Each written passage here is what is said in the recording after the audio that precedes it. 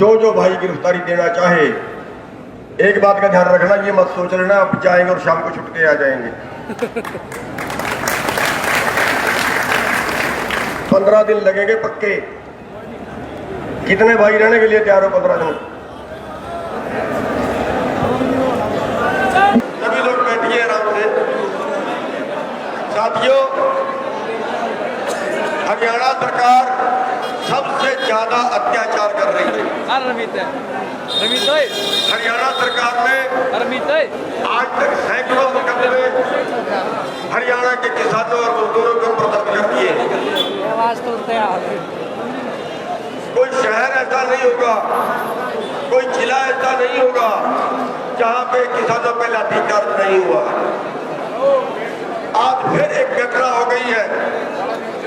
आज फिर पंचकुला में लाठीचार्ज हो गया है।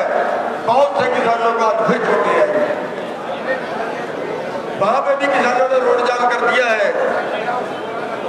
उसका मसला भी देखेंगे भी क्या होगा। लेकिन सरकार तानाशाही को उतर आई है। यहाँ के एमएलए ने जो व्यवहार किया, मानवीय व्यवहार है।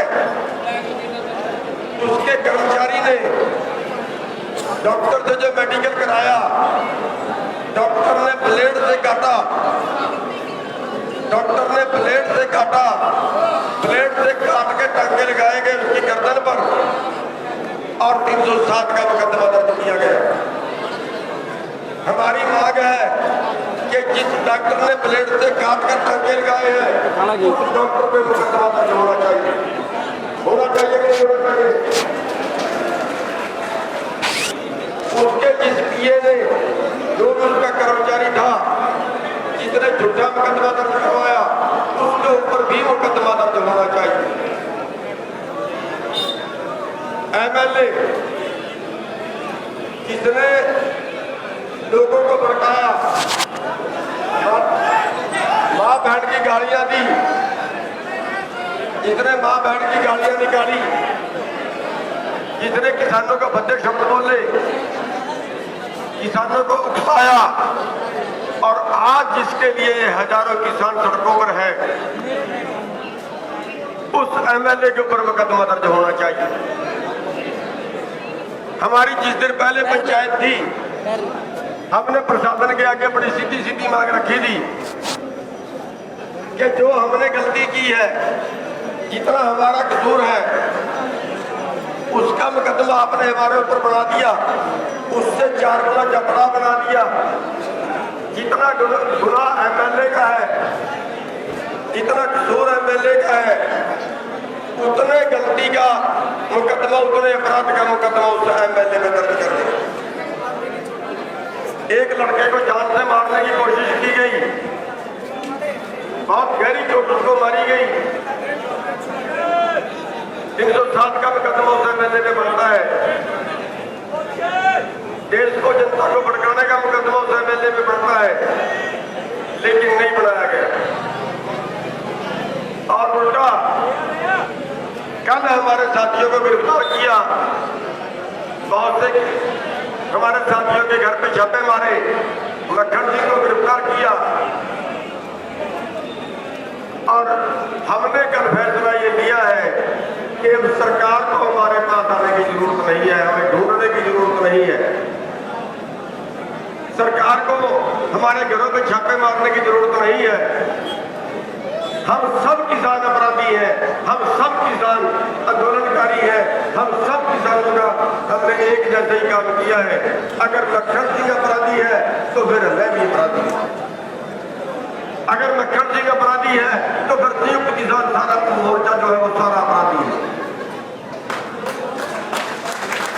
और इसलिए हमने फैसला लिया है कि सबसे पहली गिरफ्तारी जो है वो संयुक्त मोर्चे के लोग ही देंगे। आप लोग सब उसके बाद गिरफ्तारी देंगे। सबसे पहले गिरफ्तारी मैं और टिकैत साहब देंगे और उसके बाद आप लोग आएंगे। और ये सिलसिला तब तक चलता रहेगा जब तक सरकार की नाक नजर गवा देते।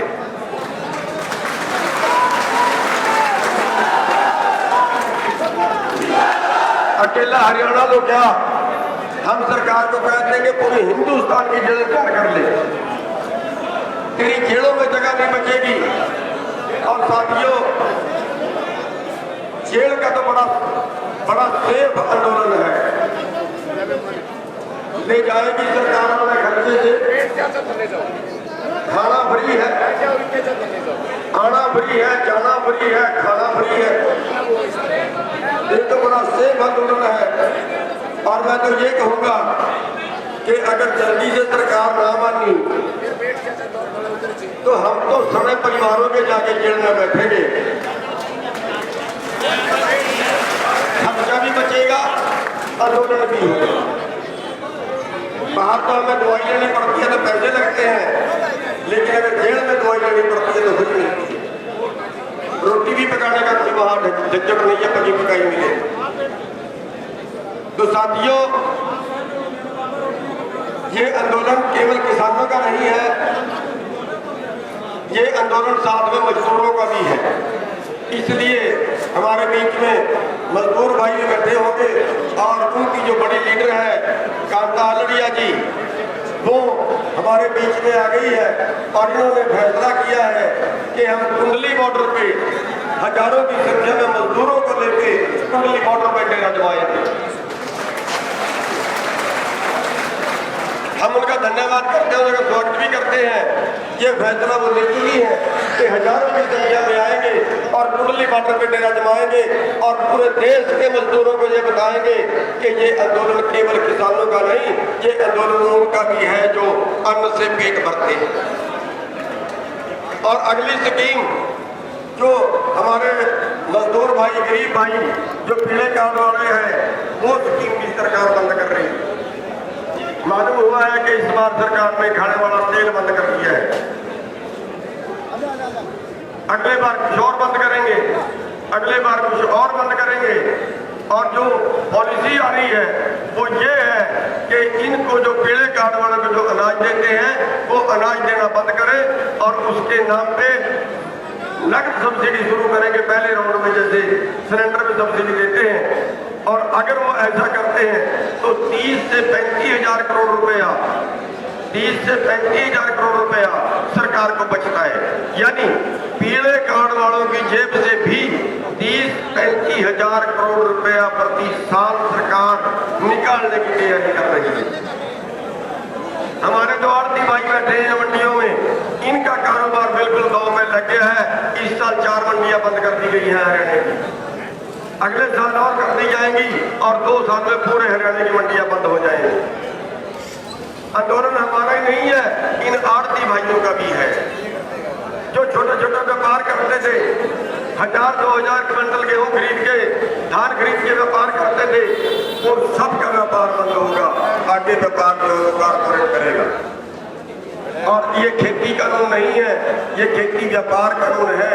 और ये पूरा खेती का जो बिजनेस है, इनसे पूरा कारपोरेट के हाथ में जाएगा। और उसके अगली स्कीम जो है पूरी खेती कारपोरेट करेगा। हजारों एकड़ के प्लाट बनेंगे और उनमें मशीन से खेती होगी और वो हजारों एकड़ के प्लाट अंबानी अडानी जैसे लोगों के होंगे, आम किसान के नहीं होंगे। और सारी खेती मशीन से होगी तो जो हमारा खेत का मजदूर है वो भी उससे बाहर होगा। साथियों, हमारी 65% आबादी का जो रोजगार है वो खेती है, और ये 65% आबादी का रोजगार छीन के चंद लोगों को दिया जा रहा है और हम उसी का विरोध कर रहे हैं। और देश बचेगा नहीं अगर ये कारपोरेट के पास चला गया।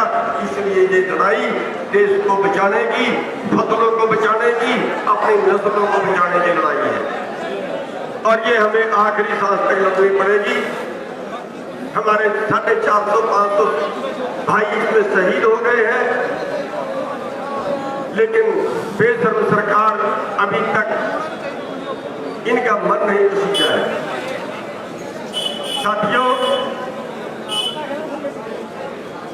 हमें ये आंदोलन और तेज करना पड़ेगा और संख्या बढ़ानी पड़ेगी और दूसरे स्टेट जो है उनको भी ये आंदोलन और तेज कर देना चाहिए।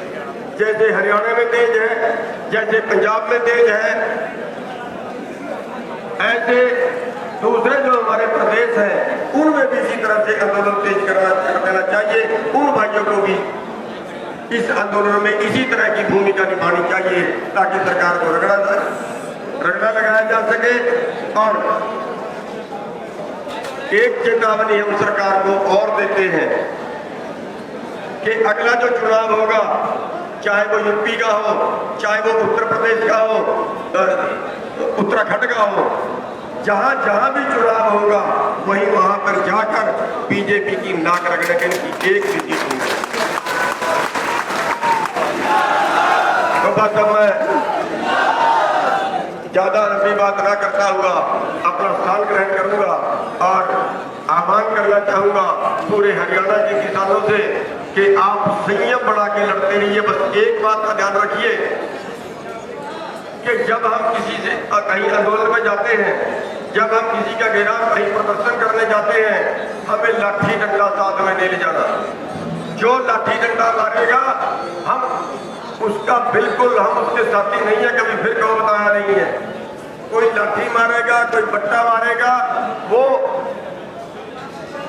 देखिए हमारा इसी तरह से 26 तारीख को आंदोलन खराब हुआ है।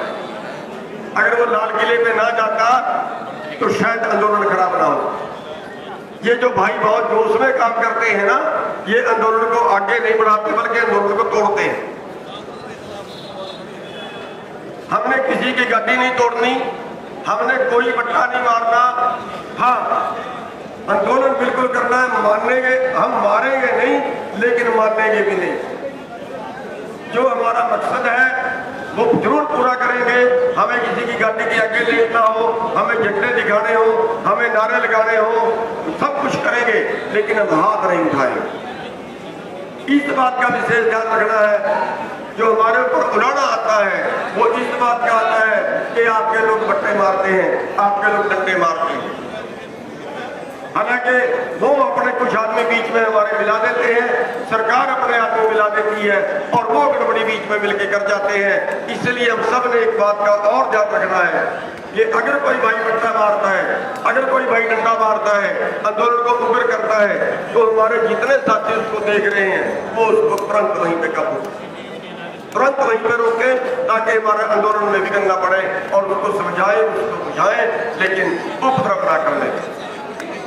तो साथियों, एक फैसला और कल हमने लिया है और वो ये लिया है कि जहाँ पे कोई एमएलए मंत्री अपने निजी काम के लिए जाता है, कोई किसी की शादी में जाता है, कोई किसी की मरकत में जाता है, ये संयुक्त मोर्चे ने फैसला लिया है कि बहुत 1 घंटे तक इस पर डिस्कस चली है। तो कोई निजी काम से जाता है उस पे जाने का विरोध नहीं करना। हमने केवल जो सरकारी प्रोग्राम है, प्रशासनिक प्रोग्राम है, जैसे किसी चीज का उद्घाटन करने के लिए जाते हैं, जो सरकारी प्रोग्राम है वहां का हमने उनका विरोध करना है, वहां पे हमने उनके आगे प्रदर्शन करना। तो आपने हमारी बात सुनी, आपने टाइम दिया और अभी 3 बजे का टाइम है हमारा गिरफ्तारी देने के लिए जाने का।